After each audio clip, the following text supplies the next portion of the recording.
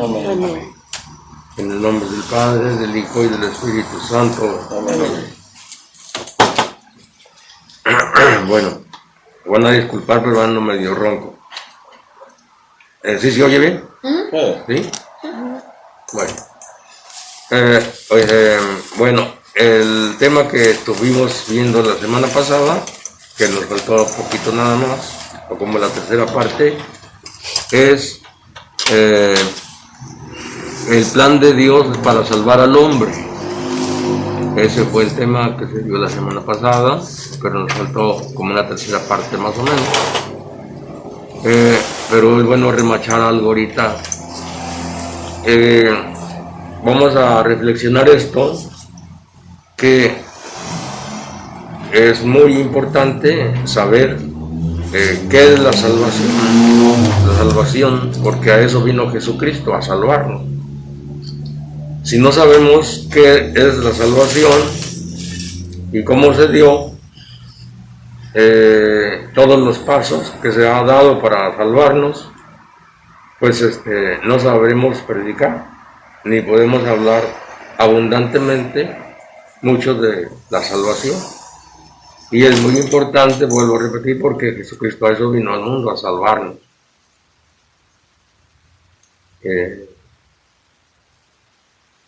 Es como, es algo esencial, podemos decir, para todos nosotros, para poder explicarles a nuestras familias o a la persona que sea.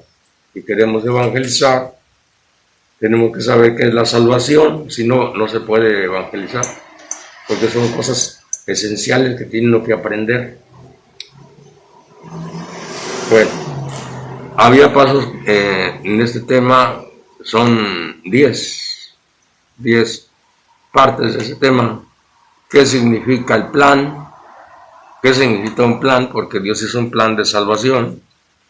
Es bueno empezar desde los términos que se usan para entender a profundidad el tema. Y habíamos dicho que un plan es una estrategia o un programa a seguir para que se pueda realizar un objetivo. ¿Verdad que sí? En este caso, la salvación. Bueno.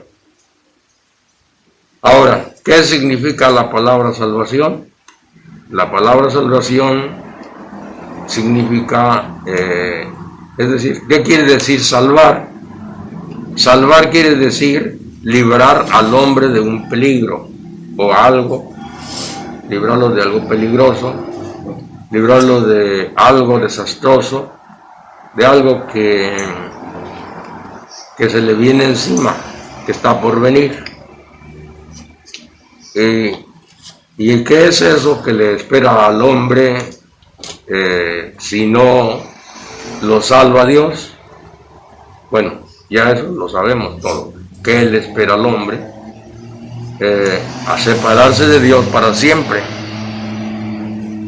Así es. Entonces, eso quiere decir salvar. A eso viene Jesucristo, a salvarnos para que estemos con Él para siempre. ¿Y por qué viene a salvarnos? Porque estábamos destinados a la perdición, a estar separados de Dios siempre, por siempre. Se perdió, el hombre perdió el ser hijo de Dios, y entonces estaba, en otras palabras, perdido. Si se va de este mundo así, sin que viene a Jesucristo, entonces quedamos separados para siempre de Dios, que es nuestro Padre y que nos ama. Bueno.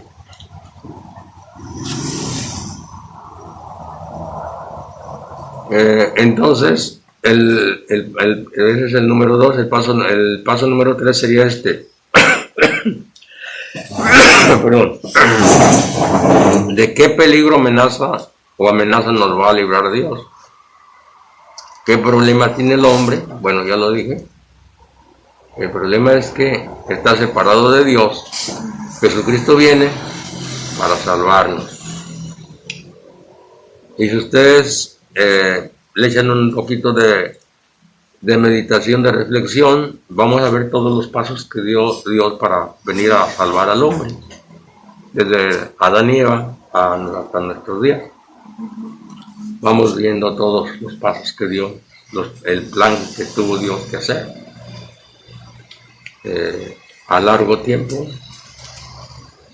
Así es que el hombre quedó fuera del paraíso, estuvo preso o esclavizado por el pecado, por el diablo, en otras palabras. Dicho de otro modo, dejó de pertenecer a Dios y se pasó a pertenecer al diablo.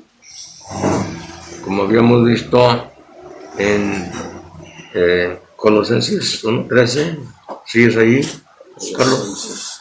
¿Sí, verdad?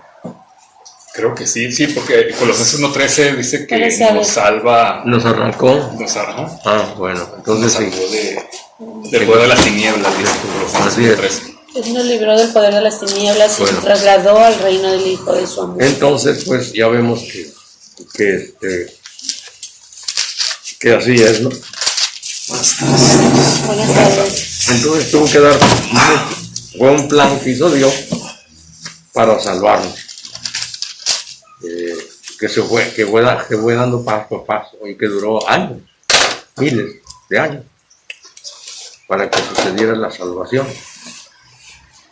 Y una de las partes del plan de Dios fue dejar una ley. ¿Cuál es la ley que dejó? Los 10 mandamientos y las demás cosas que tiene el Antiguo Testamento, todo lo demás que implica. Entonces eso se le llama ley, tanto a los 10 mandamientos como a los demás. Se le llama la ley. Que la ley nos fue custodiando. Era para eso, el objetivo de la ley es custodiarnos hasta la venida de Cristo. Gálatas 3:24. Entonces, ese era el objetivo de la ley, porque la ley no iba a salvar a nadie. Era solamente un tutor que nos cuidaba hasta que llegara Jesús a darnos la salvación. Así es. Entonces, ¿qué dice ahí? 3:24. Ok. La ley nos conducía a Cristo. Ajá. Para que creyéramos y así fuéramos justos. Así es. Entonces, no se puede ser justos sin que viniera Jesús al mundo. Acá dice un poquito diferente. De manera que la ley ha sido nuestro pedagogo hasta Cristo, para ser justificados por la fe. Es decir, nos iba educando. Nos iba educando hasta la venida de Cristo. Y eso es importante saber porque la ley del Antiguo Testamento tuvo su término cuando llegó Jesucristo. Cuando llega Jesucristo ya pone otros mandamientos o corrige algunos, otros los deja así, pero ya es otra cosa. Ahora ya es creer en Jesús. Antes era creer en los profetas, ¿sí? Que los guiaban, y en la ley, pues, en otras palabras. Entonces, si se fijan, sí es necesario asimilar esto para que después de ahí, en toda la Biblia, sepamos colocarnos y dar una explicación de todo eso, y ya cuando vemos ciertas partes de la Biblia, solito vamos a ver, es que esto está sucediendo, es que esta es la parte del plan. Vamos en esta parte, el plan de Dios de salvación. Y es más fácil entender la Biblia también. Bueno, así es.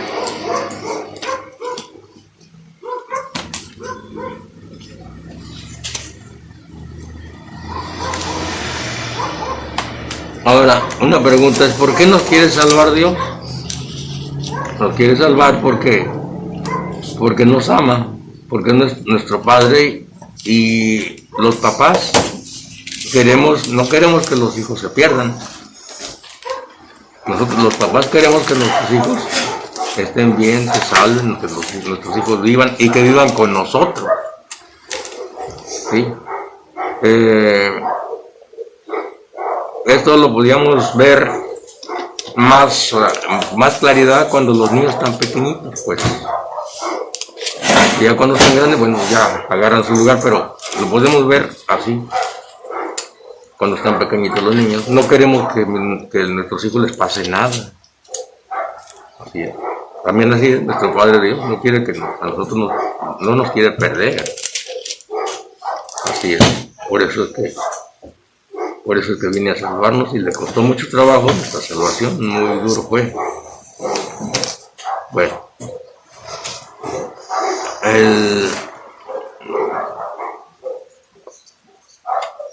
¿Cómo se realiza este plan? Ya cuando llegó Jesús, ya cuando pasó mucho tiempo, ¿cómo se realiza esta salvación? Creyendo en Jesús.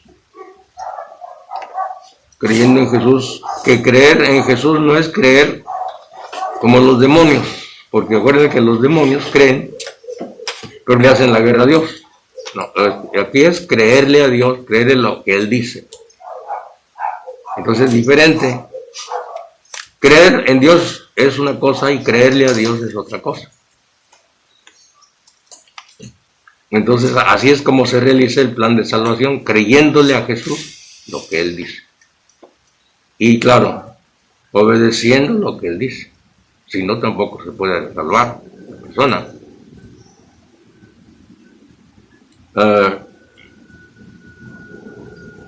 Habíamos explicado también esto, que el apóstol San Pablo tenía un pleito con los judíos.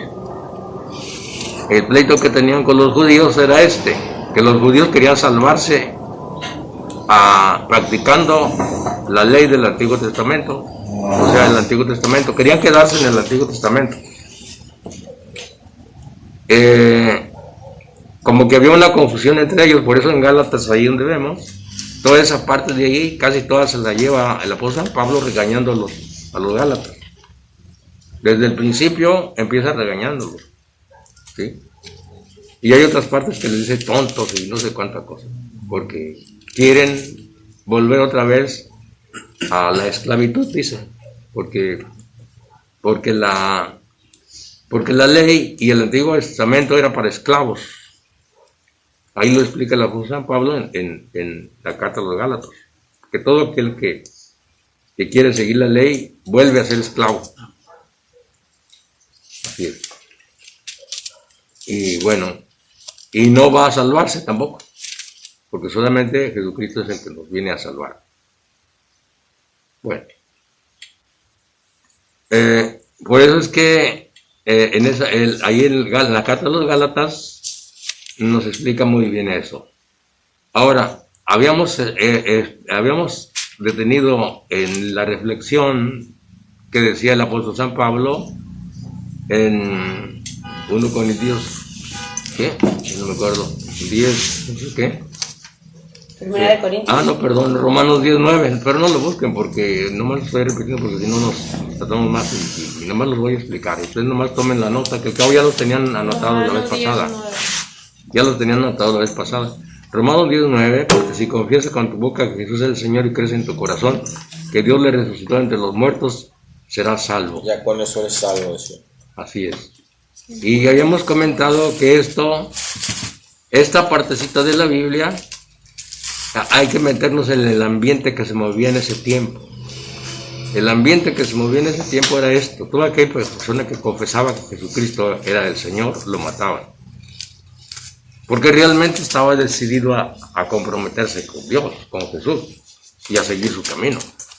No es como ahora que no pasa nada.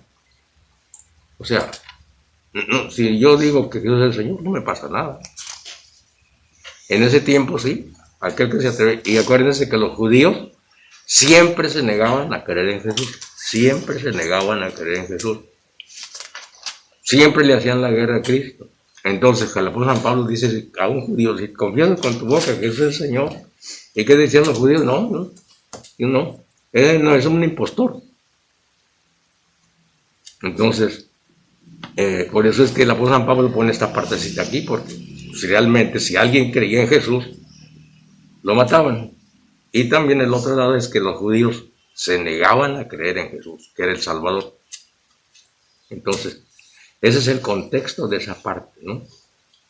Y luego los otros contextos, donde dice también el apóstol Santiago, que la fe sin las obras no salva. Es decir, si no hacemos obras, no de la ley, sino lo que dijo Jesucristo, que es diferente, no nos vamos a salvar, porque Jesucristo dejó sus mandamientos. Y hay otros muchos contextos donde dice, no todo el que dice Señor, Señor entrará al reino de los cielos. Y en otra parte dice, procure entrar por la puerta angosta, porque ancho es el camino de la perdición. Y luego el Apocalipsis dice, el que persevere hasta el final se salvará. Entonces no es nada más decir creo y ya, ¿no? Es compromiso. Es compromiso. Y es muy bueno una religión así, es muy cómoda, porque no nos compromete. Sí, es muy cómoda una religión así. Bueno, ahora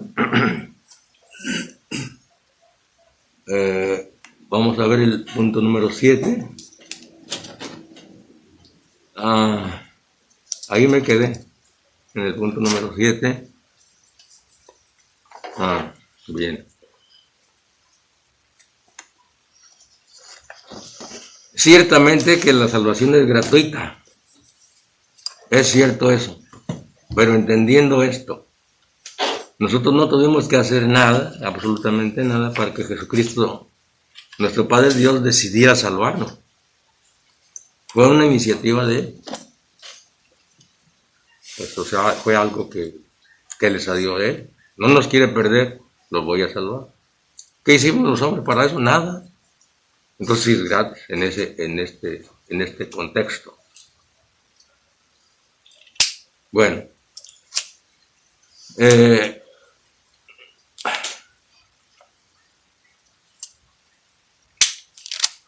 Jesucristo con su muerte paga la condena del pecado. ¿Se acuerdan? Que la persona que cometió un pecado era reo de muerte.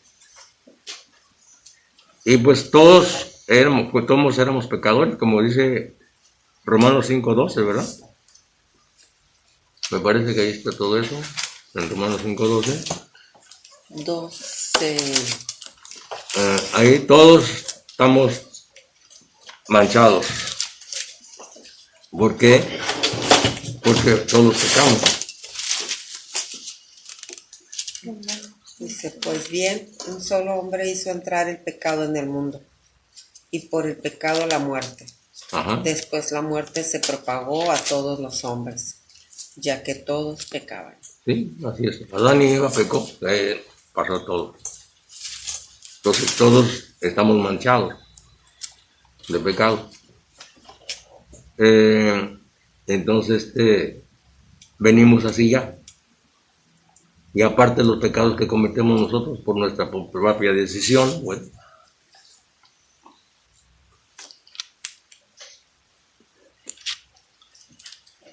Entonces la salvación cuesta. Por eso dice Jesucristo, yo soy el camino, la verdad y la vida. Nadie va al Padre si no es por mí.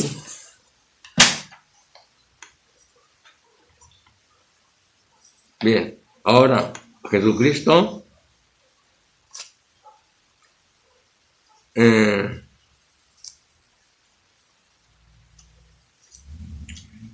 bien, solamente agregando algo más sobre ahí. Las obras que nos pide Jesús empezamos con estas obras. Juan 6, 53, 54. Ahí está una obra de salvación. Porque son varias, por decirlo así, son herramientas de salvación. Vamos a decirlo en 53. En términos de computadora, ¿verdad? ¿Juan qué? 6. Juan 6, 53, 54. Jesús les dijo. ¿Cómo dije, por favor? Jesús les dijo, en verdad les digo, que si no comen la carne del Hijo del Hombre y no beben su sangre, no tienen vida en ustedes. El que come mi carne y bebe mi sangre, vive de vida eterna. Dice, vive de vida eterna, es salvación, eso es salvación, vivir eternamente. ¿Y lo que más dice? Y yo lo resucitaré el último día. Eso es salvación. O sea, es algo que está pidiendo Jesús. El que come mi cuerpo, tiene, aquí está, yo soy el camino, la verdad y la vida. Ok, entonces tienen que hacer esto. Así es. Entonces hay que hacer algo, no es que no cueste trabajo. Vamos a ver ahora 1 Timoteo 6:12. Timoteo. 1 Timoteo 6:12.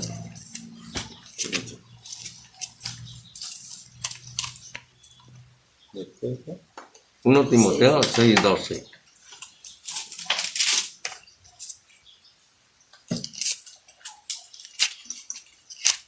Combate el buen combate de la fe. Ahí está. Combate el buen combate de la fe. No es no hacer nada. Hay que estar combatiendo el buen combate de la fe. ¿Y luego qué más dice? Conquista la vida eterna a la que has sido llamado. Hay que conquistar la vida eterna. No es que no cuesta nada la salvación, sí. Hay que conquistar la vida eterna y cuesta trabajo conquistarla. Y luego el apóstol Santiago, como ya les dije, dice la fe sin las obras no salva. En Santiago 2:14, esa no la vamos a ver. Nomás les digo la cita bíblica, Santiago 2:14.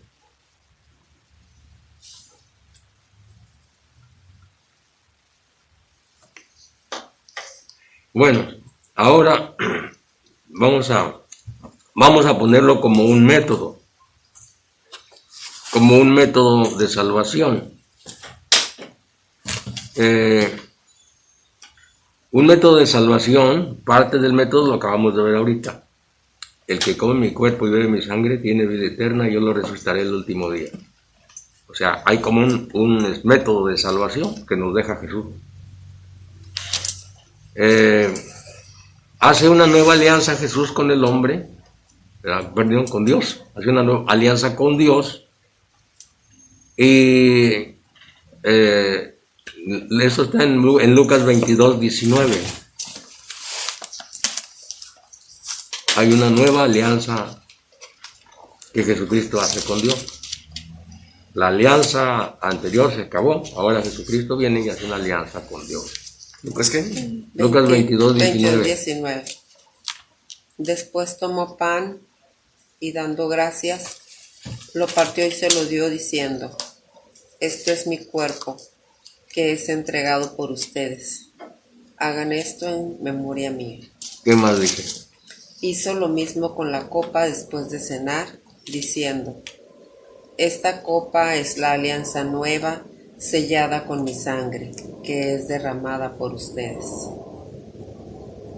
Bien, entonces ahí Jesucristo hace la nueva alianza, una alianza de salvación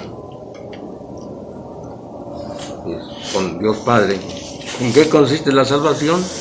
Él entrega la vida por nosotros para que nosotros seamos libres y podamos nosotros ya ser hijos de Dios. Ya, pero, repito, hay un método. ¿Cuál es otra parte del método? La otra parte del método, Jesús se va a ir. Pero ¿cómo nos va a Él vino a salvarnos, pero ¿qué dejó para salvarnos? Es cuando Jesucristo, por eso Jesucristo deja establecida una congregación, un pequeño grupo de 12 apóstoles, más los que se les van agregando. A eso se le dice iglesia, porque iglesia no es el edificio, la iglesia es una congregación, un grupo de personas que siguió a Jesucristo, 12 más las personas, 12 hombres más Jesucristo, o más bien Jesucristo más 12 apóstoles, más la gente que se va uniendo. Eso es iglesia. Entonces, yo soy un miembro de la iglesia. No puedo decir yo soy la iglesia porque no es correcto. Yo soy un miembro de la iglesia, es diferente. Entonces Jesucristo dejó su grupo, muere el año 33, ya los apóstoles se graduaron de apóstoles, ya estudiaron con él 3 años, ya asimilaron su doctrina. Falta todavía que venga el Espíritu Santo, le siga revelando más cosas, como dice en otra parte de la Biblia. Y al último queda la verdad completa con el libro del Apocalipsis. Porque acuérdense que Jesucristo predicó, el Antiguo Testamento predicaron, pero cuando Jesucristo terminó de predicar, todavía no es la verdad completa. Porque Jesucristo mismo dijo, cuando venga el Espíritu Santo les enseñará lo que yo le dijo y lo va a llevar a la verdad total. ¿Dónde dice eso? En Juan 16:13. Juan 16:13. Ahí dice Jesucristo que faltan todavía más cosas, que no es la verdad completa todavía. 13. ¿Qué dice? Cuando venga Él, Ajá. el Espíritu de la verdad, os guiará hasta la verdad completa, pues no hablará por su cuenta, sino que hablará lo que oiga y os anunciará lo que ha de venir. Así es. Entonces no está la verdad completa todavía, hasta se cierra hasta que viene el Apocalipsis. Ahí ya se cerró la verdad completa. Por eso que cuando uno hace un tema, tiene uno que ver desde el Antiguo Testamento hasta el Apocalipsis, la temática que va a tratar, para que esté seguro lo que uno dice. Bueno, decíamos pues que Jesús dejó una iglesia, una congregación, con un método de salvación. Ay.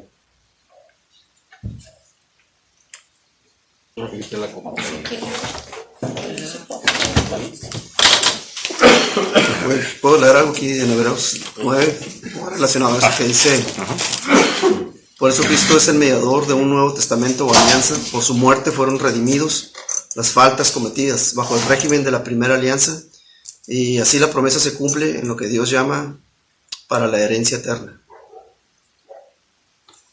¿Qué cita fue, César? No, es Hebreos 9:15. Hebreos 9:15. Sí. Ok. Y se habla del derramamiento de sangre, ¿no? Que antes era por medio de corderos, chivos.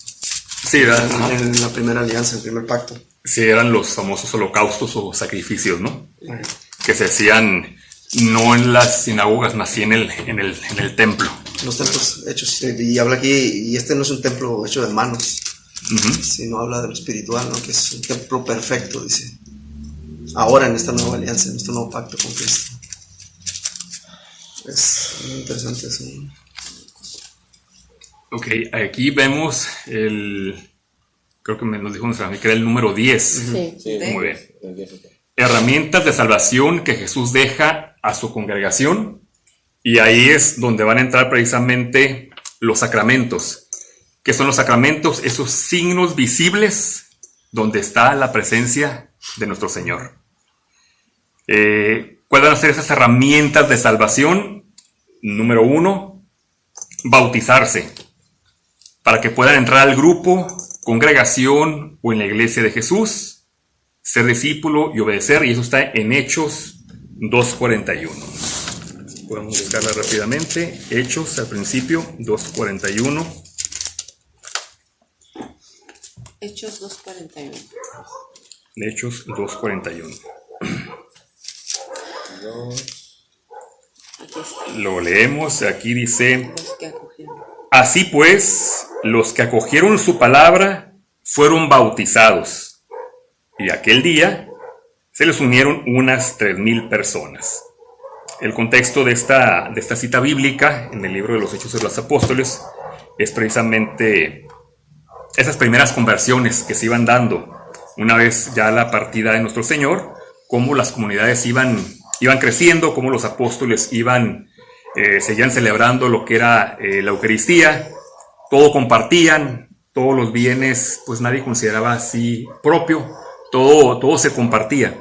Y aquí están hablando pues que el bautismo precisamente va a ser uno de esos métodos para precisamente lograr la salvación. Todo el que se bautice será salvo, dice nuestro Señor. ¿Okay?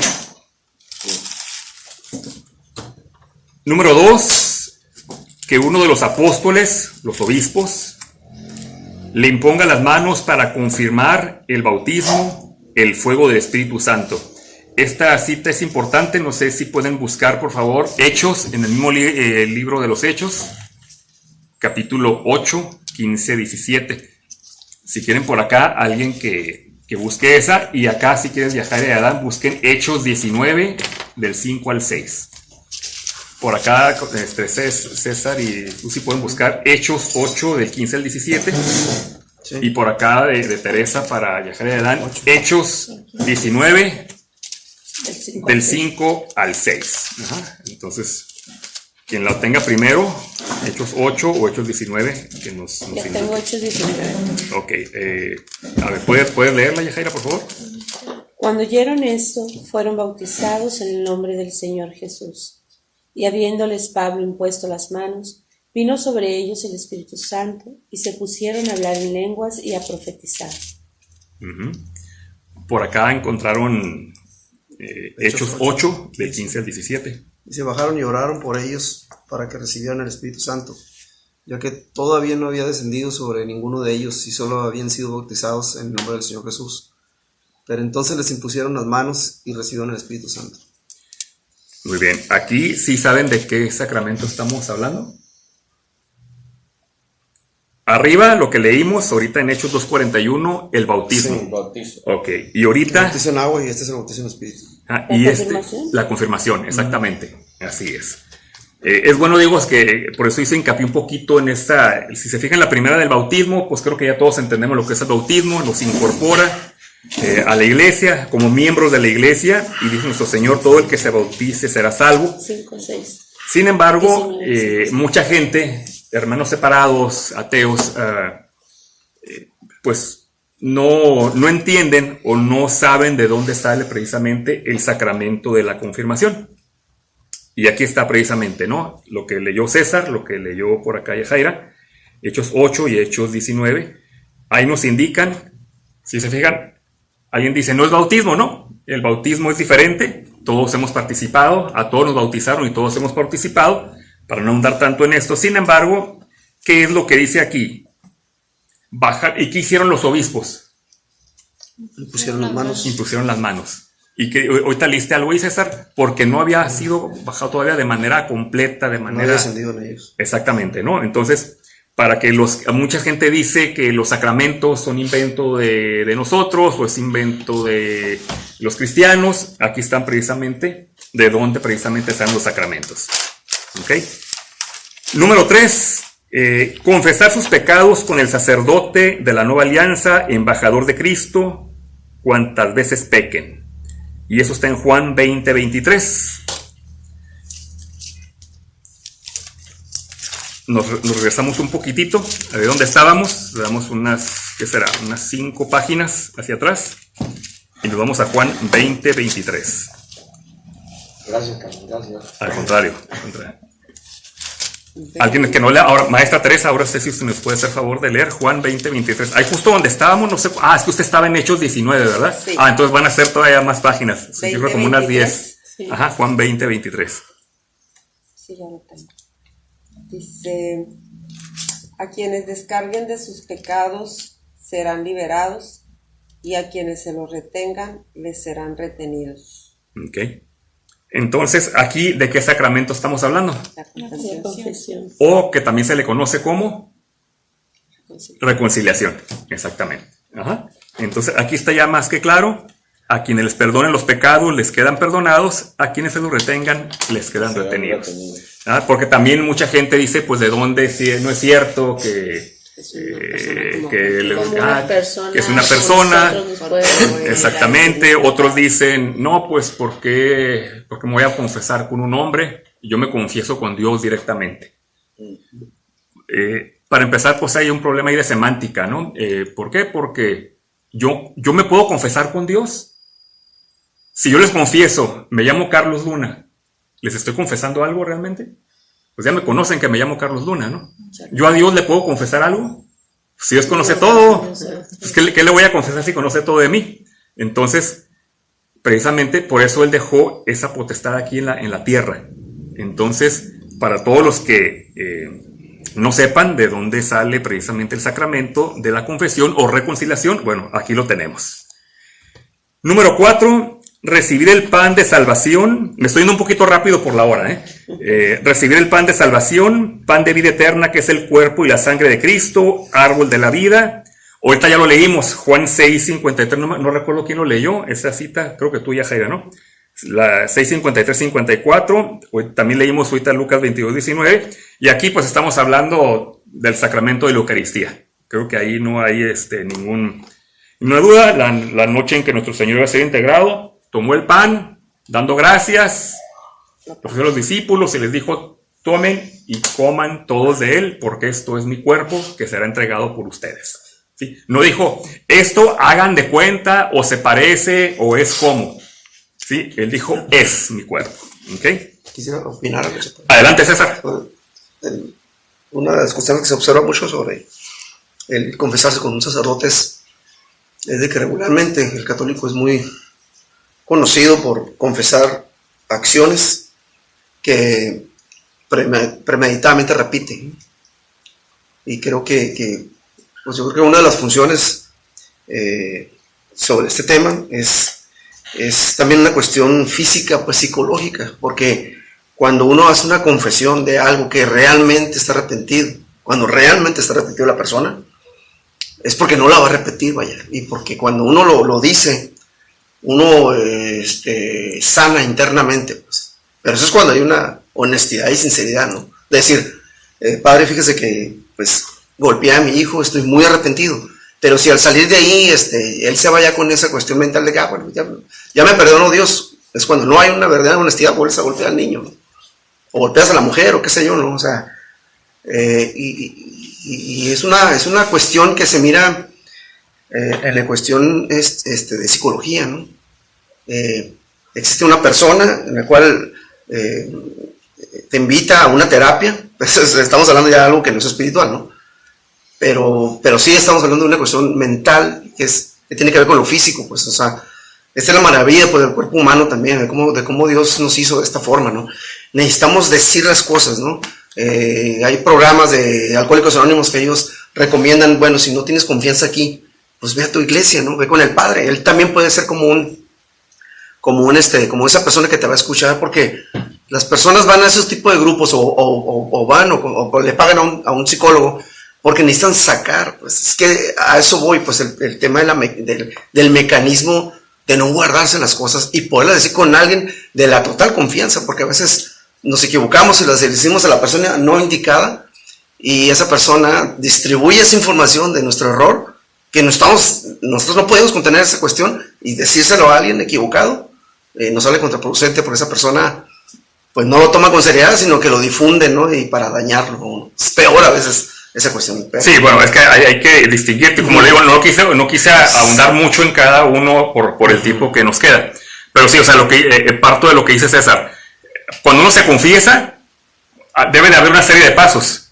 Primero, realmente tú tener la humildad de aceptar que te equivocaste, que realmente te fallaste a ti y le fallaste a Dios. Sí, bueno, sí. Una vez que haces, te debes de arrepentir. Porque una cosa, bueno, lo hice, pero no me arrepiento, no. Estoy arrepentido de lo que hice. Muy bien. Entonces, me acerco al sacerdote, hay una serie de pasos, ¿no? Pero ahorita no lo vamos a decir, pero a grandes rasgos, te acercas y tú vas con esa humildad de reconocerte pecador y vas y expresas eso que realmente sabes que te está separando de Dios, que te ha quitado de estar en estado de gracia. Lo dices, el sacerdote te va a escuchar y Él te va a absolver de sus pecados, porque Él es un representante de Dios y Dios es rico en misericordia. Bueno, y sentir paz con uno mismo es sanidad. Pues. Ok, exacto. Ahora, el simple hecho de que lo sacaste, claro que te va a ayudar, pero tú vas por esa gracia espiritual, por ese perdón, de reincorporarte nuevamente a Dios. Y ahora, pero cuando tú sales, el sacerdote posiblemente te imponga una penitencia que jamás va a ser acorde al pecado que tú cometiste. Te va a decir posiblemente, habla con esta persona, reza un Padre Nuestro, un Ave María, que no es acorde. Pero es tanto el amor de Dios que no nos va a tratar de acuerdo a lo que realmente nosotros cometimos. Entonces, pero cuando tú sales, debes de ser arrepentido y con el compromiso sincero de no volver a pecar. Exacto. Una cosa es que somos humanos, que somos frágiles y que nos podemos volver a equivocar, y otra cosa es, como tú mencionas, no, pues ya lo hice y pues yo sigo igual que como entré o peor, ¿no? Entonces ahí sí pues ya hablamos de una madurez espiritual, hablamos realmente de un compromiso, hablamos, pues son diferentes contextos, ¿verdad? Y lo ideal es eso, ¿no? Realmente ir y hacer ese examen de conciencia, evolucionar. Y eso exige obviamente un crecimiento un poquito en la fe, ¿no? Muy bien. Entonces, quería agregar algo yo. Adelante, don Sergio. Hay que recordar una cosa aquí. Miren, yo me he encontrado con personas que andan en las drogas, ¿no? Es muy difícil para ellas, personas, dejar eso. Entonces, yo les he dicho a ellos, mira, no dices que yo voy y le pido perdón y vuelvo a caer otra vez. Y le vuelvo a pedir perdón a Dios y vuelvo a caer otra vez. Ya no le quiero pedir perdón a Dios. O sea, ¿qué es lo que yo hago? Mira, Jesucristo dice eso. Dice que nosotros tenemos que perdonar 70 veces 7. Si Él nos dice a nosotros que tenemos que perdonar 70 veces 7, es que también Él nos puede perdonar 70 veces 7. Confiar en su misericordia. Porque es misericordioso. Si yo, por ejemplo, le digo a una persona que es drogadicta así, oye, pues mira, o te arrepientes o te vas a perder. No es lo correcto. Lo correcto es Dios te perdona. Si tú te arrepientes de todo corazón y haces el propósito de no volverlo a hacer bien, pues Dios te perdona, porque Él es misericordioso. Y si vuelves a caer, pues levántate otra vez. Sí, y aquí podemos, veo que es el sacramento de la confesión o reconciliación, es algo que se puede escarbar mucho, bueno, todos, ¿no? Pero polémico o no polémico, por ejemplo, nuestro párroco, quienes estuvieron en la misa del pasado domingo presentes, mencionaba que alguien, obviamente no dijo nombres, pero dice, es que hay gente que viene y me quiero confesar, padre. Ah, muy bien, dime tus pecados. Pues me quiero confesar de que no me he confesado. Oh. No sé si se recuerdan lo que mencionó. Y ellos sienten que no tienen pecado. Y nada más me quiero confesar de que siento tiempo de que no me he confesado, ¿no? Entonces esa persona tampoco ha ido evolucionando en esa fe, pues de saber que, digo, si los grandes santos pecaban 7 veces al día, los grandes santos que murieron muchos martirizados, pues cuántas veces podemos imaginar que nosotros, que debemos ser santos, porque así lo dice la palabra, pero que no hemos logrado ese nivel de santidad de ellos, por cuántas veces no pecamos durante un día, ¿no? Entonces, y que existen diferentes tipos de pecados, lo que digo, lo que hago, pero también lo que o dejo de hacer, de omisión. Entonces, y eso como decíamos ahorita, pues exige un crecimiento que ahorita mencionábamos, ahorita, con lo que mencionó César, pues un crecimiento en la fe, del estudio, para precisamente conocer a fondo lo que significan los sacramentos, ¿no? Es que hay un adormecimiento también espiritual, hay un adormecimiento también. Hay una cita bíblica que es 1 Juan 1:10. Dice que aquel que dice que no tiene pecado es un mentiroso. O sea, en otras palabras, todos tenemos pecado. ¿Lo cual qué? De un modo o de otro. ¿Es Juan o una de Juan? Primera de Juan. Primera de Juan. 1:10. Si no me equivoco. A ver, vamos a buscar la cita. Yo sí creo en esa parte de que no me voy a ir a confesar con un padre de una enfermedad que yo tengo. O sea, yo voy a confesar algo que no quiero hacer, pero hay algo que se llama despertar, pues también se llama despertar espiritual. Y a veces no nos damos cuenta, pues hay pecados conscientes y hay pecados inconscientes. Entonces el que es inconsciente, pues como ahorita lo decía, o sea, voy a confesar de que no me he confesado. Hay pecados inconscientes, la persona no se quiere dar cuenta, o de verdad no estar demasiado dormido espiritualmente. Sí, de esa edad. Y cuando hay un deseo de un sí. cambio, pues entonces es diferente. Pues yo quiero cambiar, bueno, te pido perdón, Señor, por esto y voy a hacer mi confesión. Porque Sí, quiero cambiar, porque si yo y confieso eso es lo algo, que pide porque no quiero volverlo a Y repetir. esos son los requisitos que pide la iglesia, precisamente. Sí, pues. ¿De qué sirve confesarme si no voy a cambiar? Si voy a seguir en lo mismo. No, porque la O sea, yo no le doy sentido a una confesión así. La persona que va con esa idea de que no va a cambiar, pues no va bien. Pues, No va bien. Sí. para sentir que eres católico nada más. Confesarme para eso. Para complementar un poco más, la persona que va con la convicción de que y es sincera y honesta con Dios y se propone ya no volver a cometer tal o cual pecado, sea por enfermizo de droga o lo que sea, si va así de ese modo, Dios lo acepta y también la iglesia lo acepta también así. ¿Y qué pasa si después cae otra vez? Bueno, aquí lo importante fue que él hizo eso, lo hizo con todo el corazón, el arrepentimiento. Y como dijo César, y si luego va y le pega a su esposa o al hijo otra vez, bueno, es que eso es falta de madurez espiritual en la persona, porque puede ser que no haga oración. Le hace falta más cosas en su vida de fe. Entonces necesita, porque dijo Jesús así, orad para que no caigáis en tentación. Cuando una persona no hace oración está muy débil, entonces va a volver a caer. Pero hay otra cosa también. Como decíamos que todos tenemos pecado y como dice 1 Juan 1:10, todos tenemos pecados.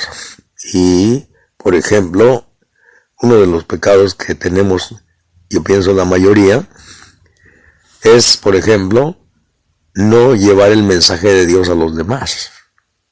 Ese es un pecado porque ordenó Jesucristo eso. Vayan y hagan que todos los pueblos sean mis discípulos. Vayan.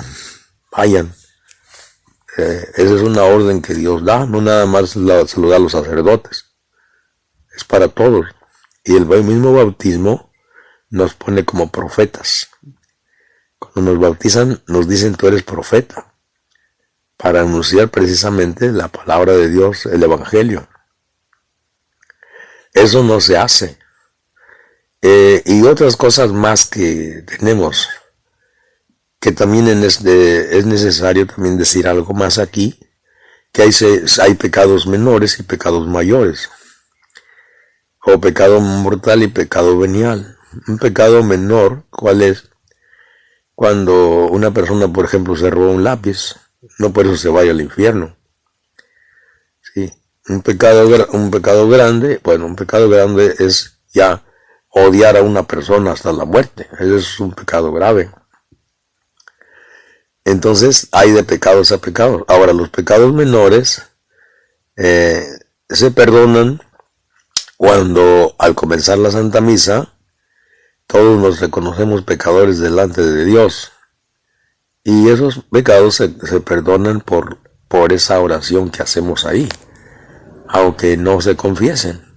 Eso así nos lo dice la iglesia. Así que bueno, pero que también si quiere no confesarlos, pues también los confiesa. Entonces, pues hay varias cosas que aprender de aquí. Pero recordemos siempre, Dios es misericordioso. O sea, yo no le puedo decir a una persona que es drogadicta que pues que ya está condenada porque no cambia, porque eso no es correcto. ¿Por qué? Porque puede cambiar con el tiempo. Entonces, no podemos, por ejemplo, juzgar a las personas así, porque si no seríamos como fariseos. Como el fariseo que oraba de pie y a un lado un pecador que nunca reconocía su pecado, pero que un día fue arrepentido al templo, y en cambio el otro que estaba ahí, que cumplía con todo, claro que no era cierto, pero sí, pues muchas cosas sí las cumplía. Entonces Jesús dijo, el que salió justificado fue el que lo dijo con sinceridad, el que se arrepintió, en cambio el otro no. Así también nos puede pasar a nosotros cuando juzgamos a las personas, cuando nuestra oración es una oración de ese tipo, una oración farisaica. Dios entonces es misericordioso y siempre está dispuesto a perdonarnos. Dios nunca se cansa de perdonar. Pobres de nosotros si se cansara de perdonar. Bien, solamente quería agregar eso. Bueno, se me pasó otra cosa. También el sacramento de la confesión ayuda para irnos superando poco a poco. Así es. Entonces, pues, hay muchas cosas que ver, como dijo Carlos, sobre esto de la confesión, del arrepentimiento y todo eso. Pero el hecho de confesarse uno y recibir a Jesucristo en la comunión, eso le da fuerzas para vencer el pecado. Sí, ahora que si la persona no cambia ni así, entonces le hace falta su oración para que pueda vencer. Bueno, entonces tiene uno que orar. Pero aún así, cabe la posibilidad de que siga pecando, porque el hombre es pecador de por sí. Se le va a uno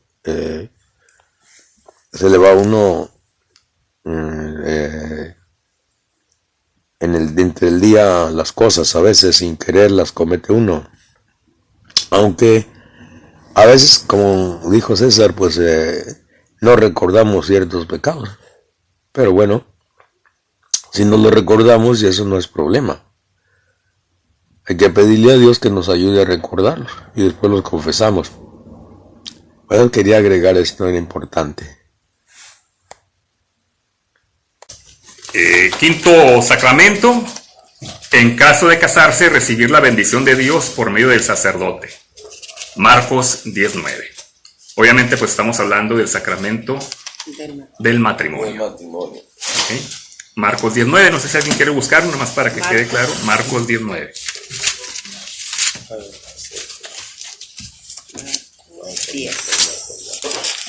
10:9.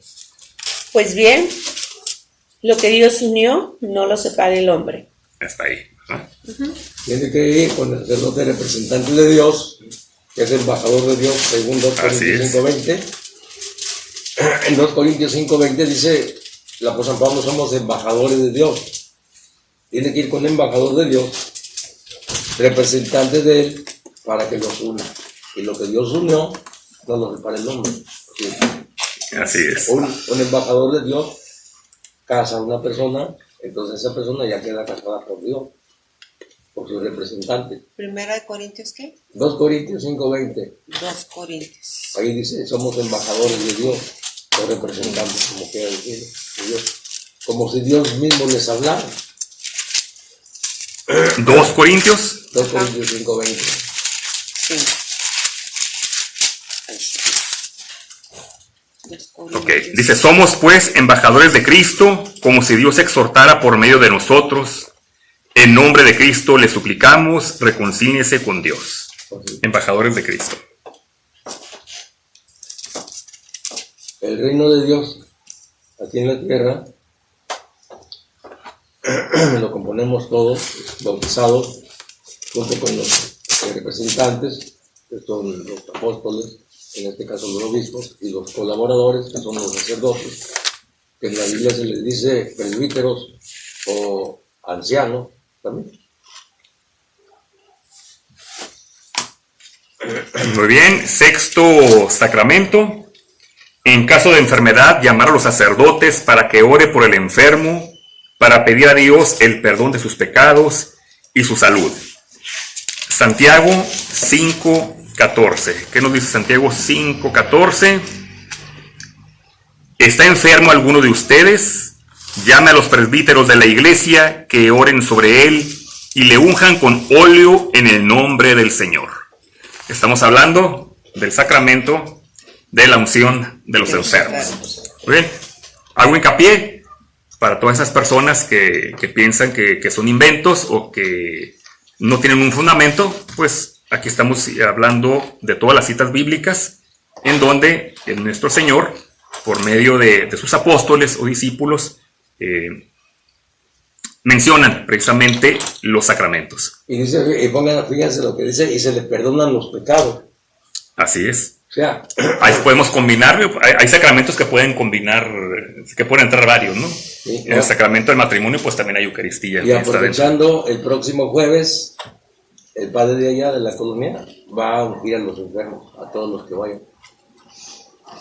Es importante ir, porque también tenemos enfermedades espirituales, no nada más físicas, mentales y de todo. O sea que es bueno que emocionales, por sí. nosotros. Es bueno eso.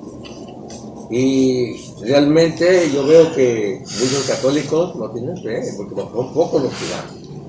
O les hace falta más conocimiento de la palabra de Dios también. Y o les hace falta fe.